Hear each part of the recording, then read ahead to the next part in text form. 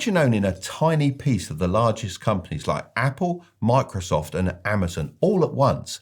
That's exactly what an index fund allows you to do. It's a basket of stocks that mirrors the performance of a specific index like the S&P 500. So you're investing in the overall market rather than betting on individual companies. For learning curve, I'm going to have to say this one is low. Unlike individual stocks where you need to dig into the financial statements and company performers, index funds are passive investments.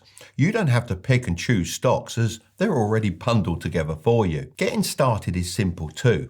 Platforms like Trading 212 let you buy index funds with just a few clicks.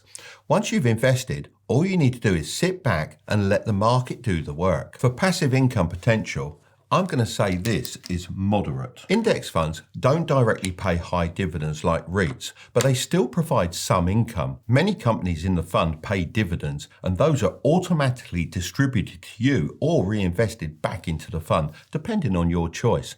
While the main focus of index funds is long-term growth, the dividend income can be a nice bonus, especially if you're investing in funds that focus on dividend-paying companies. For tax efficiency, I'm going to say this one is great. If you hold index funds in a stocks and shares ISA in the UK or a Roth IRA in the USA, you can avoid paying taxes on dividends and capital gains altogether. This means you get to keep more of your profits over time, which can make a huge difference when you're investing for the long haul. In terms of risks, I'd say it's pretty low. Index funds are much less risky than investing in individual stocks because they're diversified. Instead of putting all your money into a few companies, you're spreading it across hundreds or even thousands of stocks in different industries. Historically, the S&P 500 has delivered average annual returns of around 8 to 10% over the long term.